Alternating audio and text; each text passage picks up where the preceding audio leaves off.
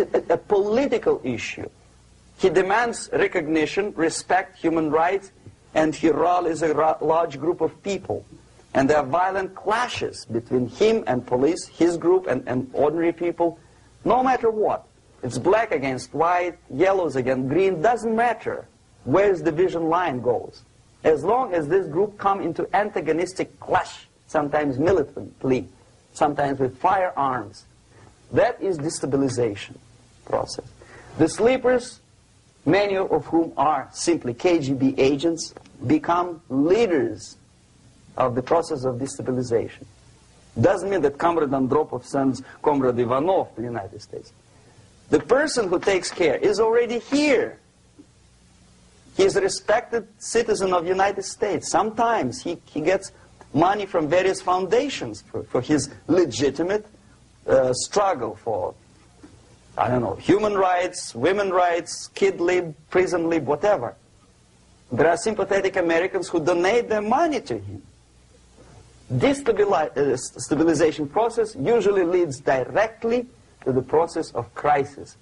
In case of developing nations, that's the area where I was active. The process starts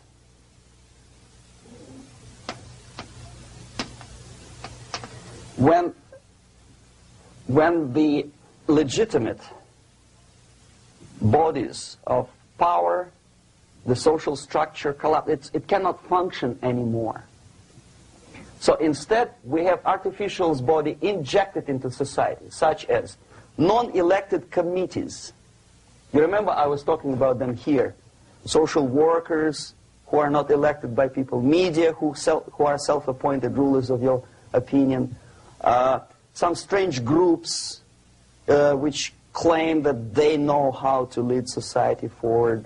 They don't usually. All they care is how to collect donations and sell their own concocted ideology, mixture of religion and ideology. Here, we have all this artificial body claiming power. If the power is denied to them, they take it by force.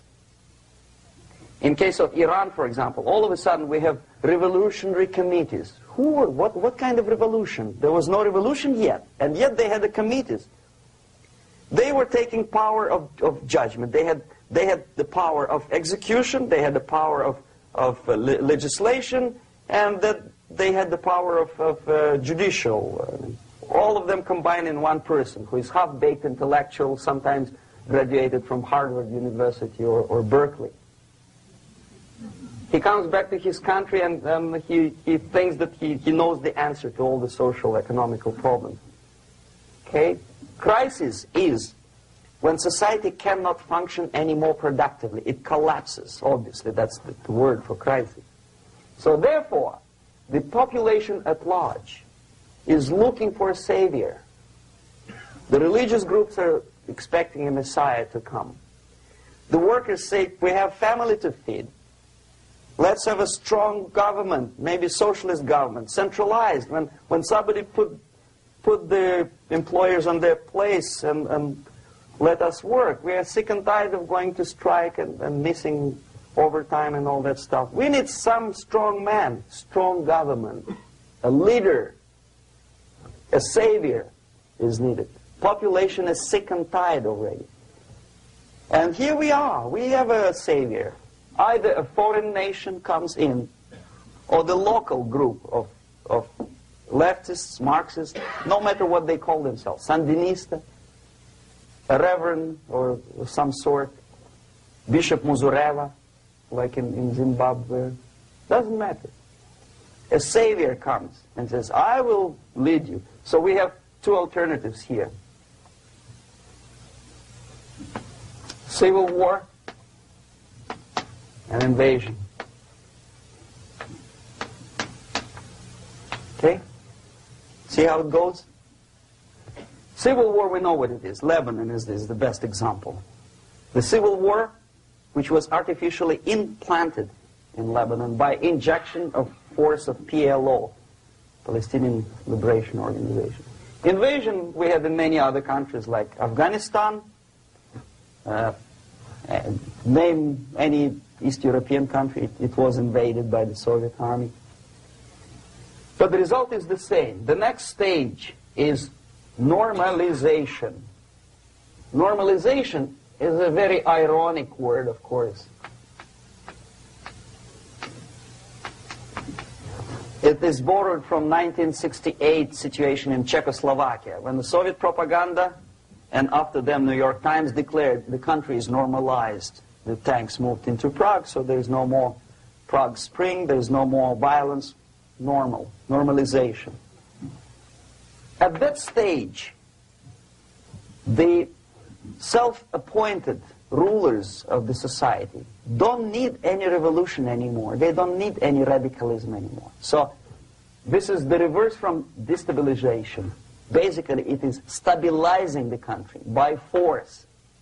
So all the sleepers and activists and social workers and liberals and homosexuals and professors and Marxists and Leninists are being eliminated physically sometimes. They've done their job already.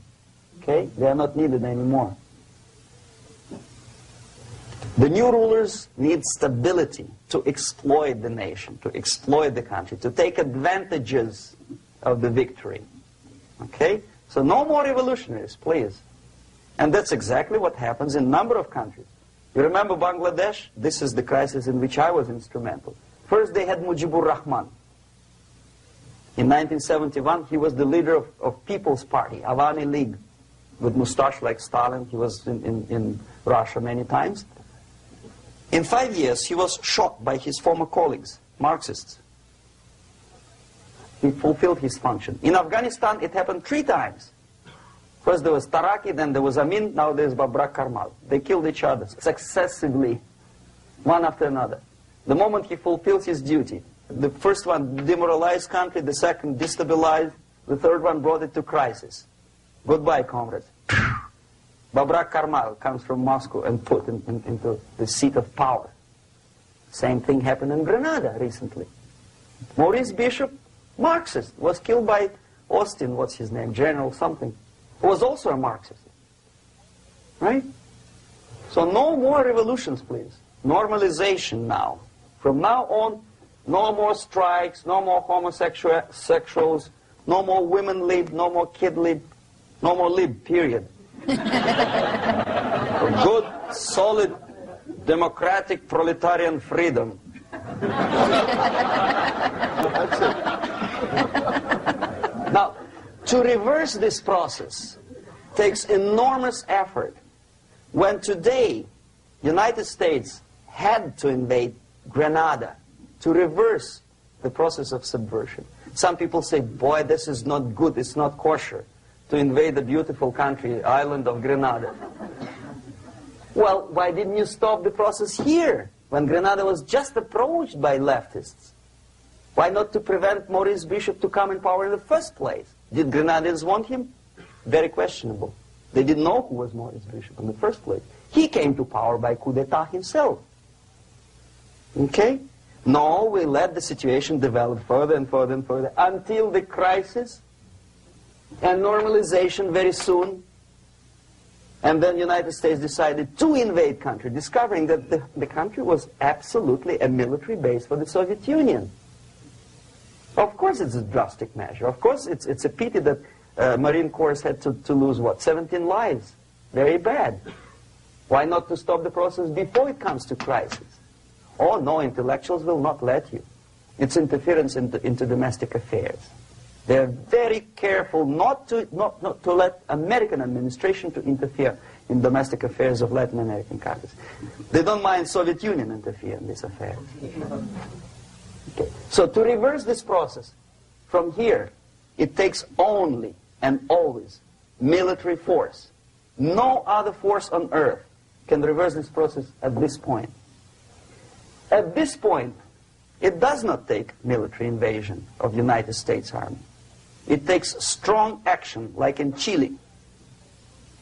A CIA covert involvement to prevent the savior from outside to come into power and to stabilize country before it erupts into civil war.